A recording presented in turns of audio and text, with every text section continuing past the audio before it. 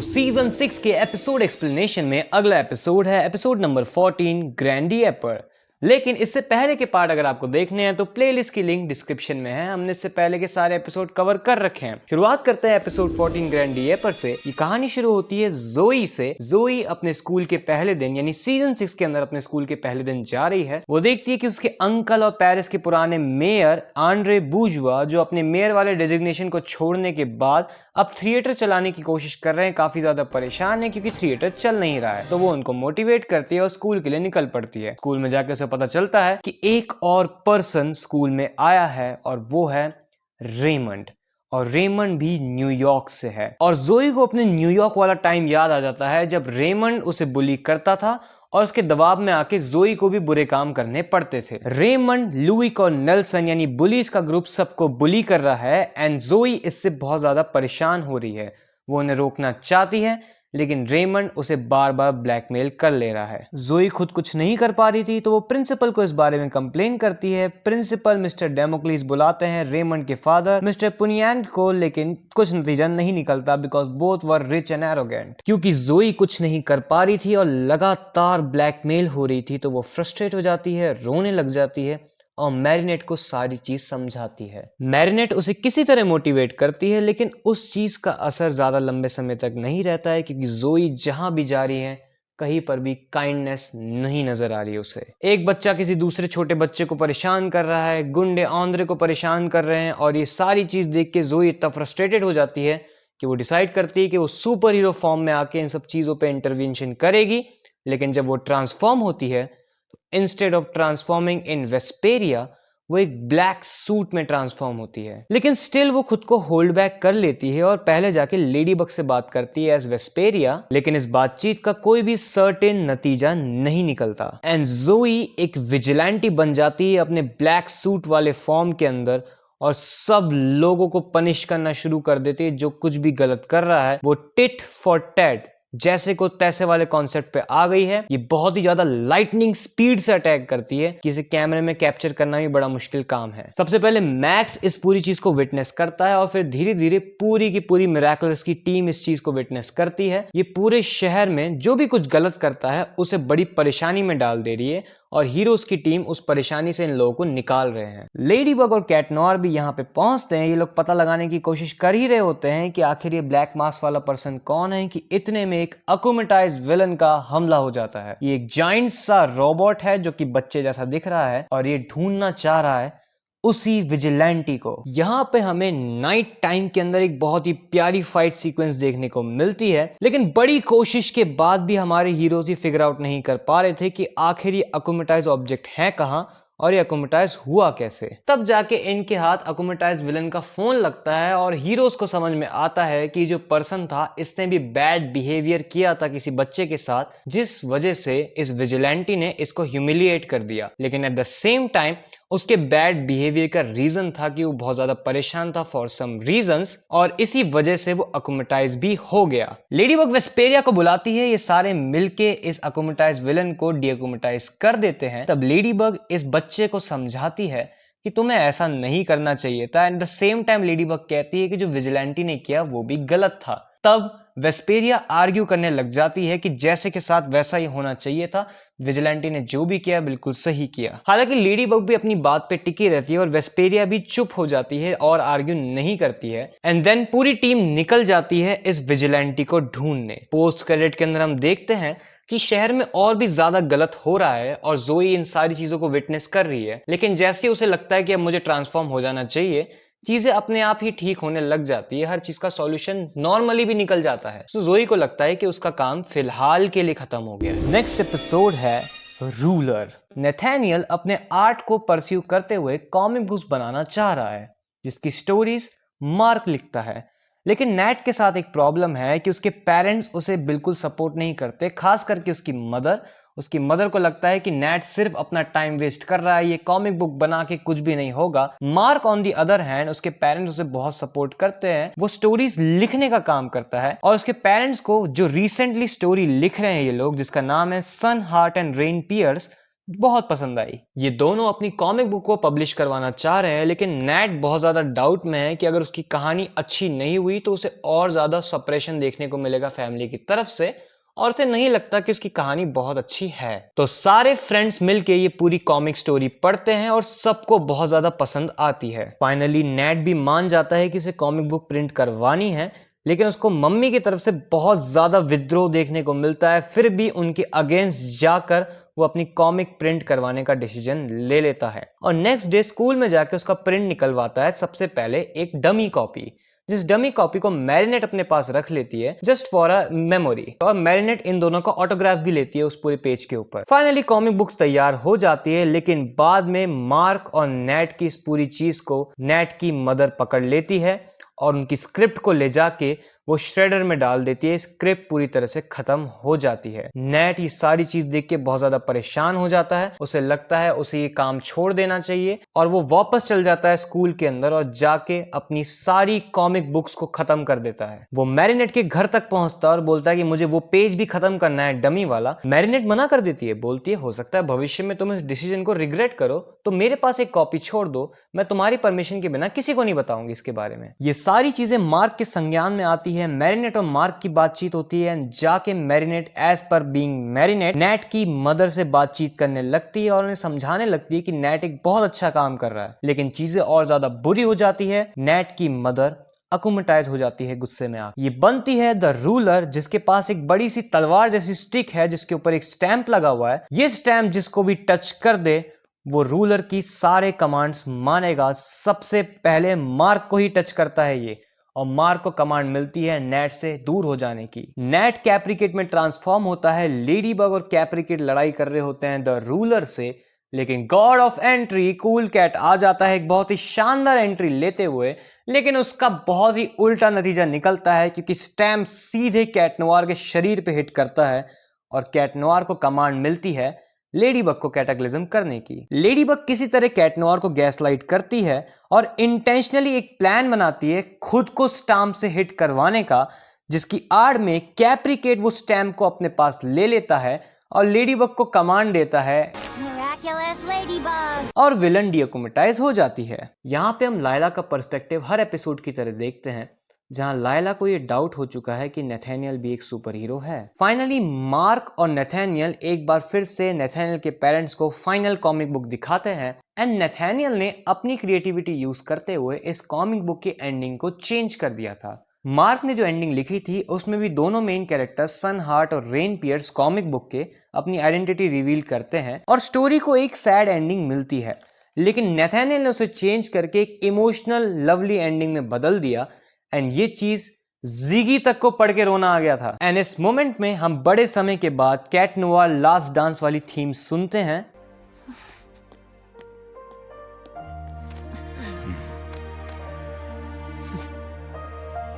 और parents Nathaniel के इस पूरी कॉमिक बुक को एक्सेप्ट कर लेते हैं और नेट की मदर भी अब नेथानियल पे प्राउड करती है। पोस्ट क्रेडिट बहुत ही ज्यादा इंपॉर्टेंट होने वाला है क्योंकि पोस्ट क्रेडिट के अंदर जैसे इनकी कॉमिक बुक की कहानी थी, ये दोनों एक दूसरे को अपनी सुपर हीरो आइडेंटिटी रिवील कर देते हैं। एपिसोड नंबर 16 नोए। एड्रियन और मैरिनेट अपना टाइम एंजॉय कर रहे थे साथ में, तब नेथली का मैसेज आता है कि एड्रियन की जो लेगेसी है यानी गैब्रियल एग्रेस की लेगेसी को लेके कोई पर्सन मीटिंग करना चाहता है। दूसरी तरफ हम मिलेन को देखते हैं जो कि एडवर्टीज कर रही है कि मिस बूस्टियर के मेयर बनने के बाद से पेरिस कितना ग्रीन हो गया है, चीजें फ्री हो गई है, बहुत ज्यादा बेहतरीन और सुंदर हो गया है पेरिस और हम पूरी दुनिया को ऐसा बना सकते हैं। यहाँ पे यूथ काउंसिल के बारे में बताया जाता है कि मिस बूस्टियर ने मेयर बनने के बाद एक यूथ काउंसिल बनाई है। ये पूरी चीज देख रहे होते हैं किंगडम और वो कहते हैं कि ये हमारे बिजनेस के लिए बहुत ज़्यादा डेंजरस है, चीज़ें आउट ऑफ कंट्रोल हो गई है, हमें कंट्रोल वापस हासिल करना पड़ेगा। यहाँ हम फ्रेड को देखते हैं जो कि मिलेन के फादर हैं, जो अपना मीम शो करते रहते हैं। उनसे मिलने आती है एक लेडी, इसका नाम सारा है। वो उन्हें एक बड़ी मूवी में रोल ऑफर करती है।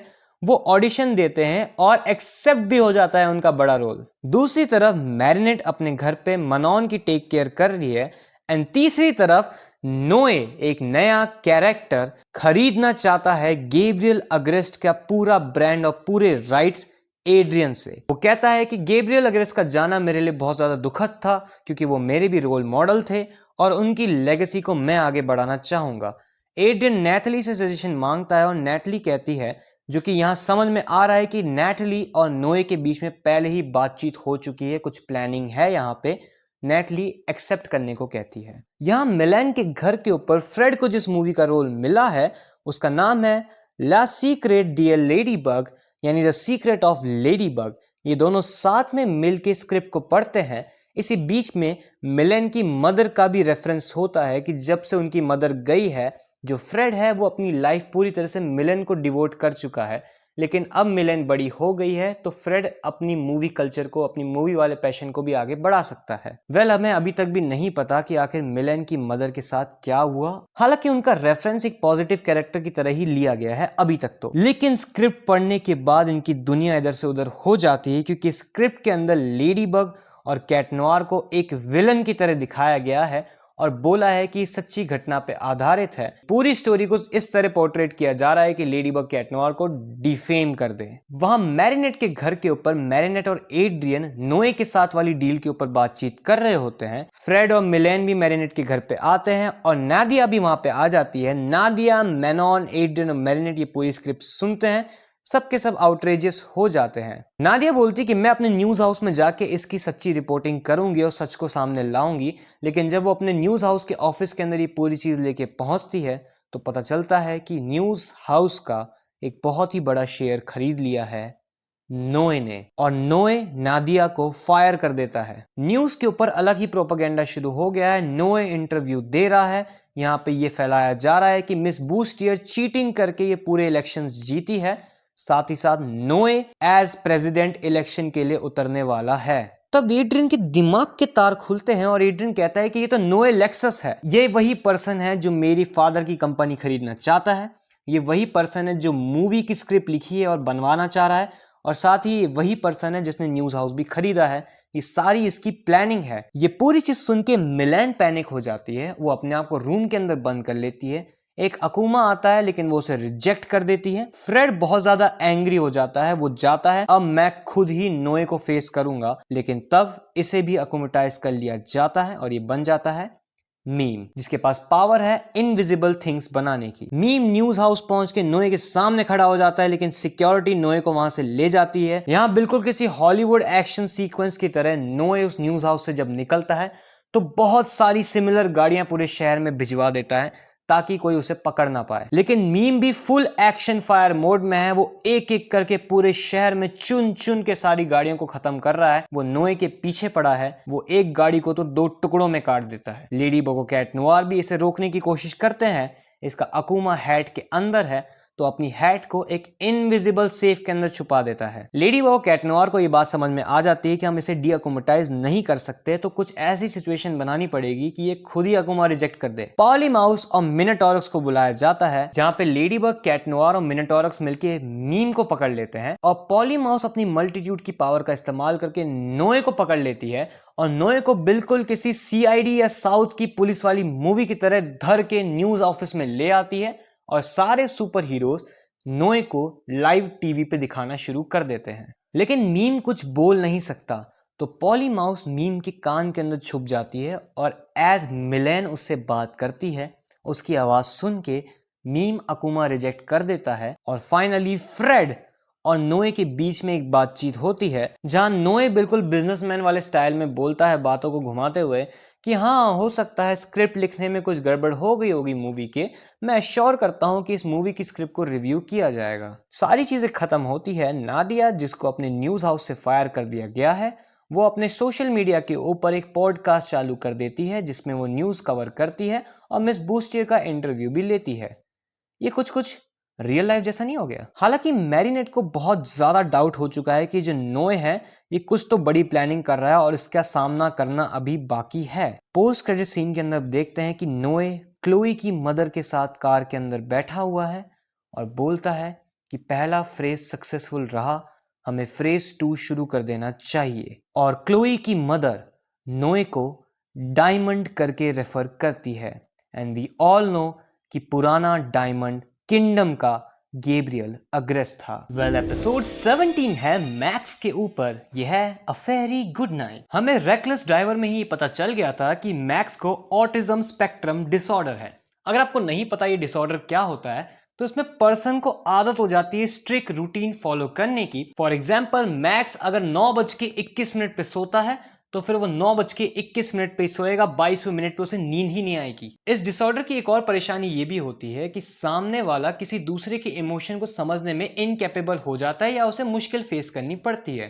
और मैक्स भी इस बात का जिक्र करता है कि सामने वाला गुस्सा है, तकलीफ में है, दर्द में है, उससे प्यार करता है, उसे ये चीज बहुत अच्छी तरह से समझ में नहीं आती। उसका जो रूटीन और रिचुअल बना हुआ है वो अगर उसे फॉलो नहीं करे, उसमें 1 डिग्री का भी इधर से उधर होता है तो उसको बड़ा ही अनकंफर्टेबल फील होता है। मैक्स की मदर एक साइंटिस्ट है और मैक्स की मदर को इंटरनेशनल स्पेस स्टेशन का मिशन मिला है, यानी वो मैक्स को छोड़ के कुछ समय के लिए इंटरनेशनल स्पेस स्टेशन पर जाएगी। ये बात सब लोगों को पता चलती है और जब मैक्स के दोस्त पूछते हैं कि इस बीच में तुम्हारे साथ क्या होगा, तुम कहाँ रहोगे, तो मैक्स कहता है कि मेरी मम्मी ही मेरे साथ रहती है, बाकी मेरा परिवार मुझसे बहुत दूर रहता है, तो ऐसे में यूरोपियन स्पेस एजेंसी मुझे अपने पास रख लेगी। अब हालांकि यूरोपियन स्पेस एजेंसी के अंदर साइंस टेक से रिलेटेड बहुत सारी चीजें होंगी जो कि मैक्स का इंटरेस्ट भी है, लेकिन मैक्स बहुत ज्यादा खुश नहीं है इस बात से। इसका कारण यही है कि उसके डिसऑर्डर के चलते वो अपने रिचुअल्स, अपनी पसंद वहां पे फॉलो नहीं कर सकता और उसे बहुत ज्यादा डिस्कम्फर्ट फील होगा। तो मैरिनेट के दिमाग में एक आइडिया आता है, वो मैक्स को कहती है कि तुम यूरोपियन स्पेस एजेंसी मत जाओ,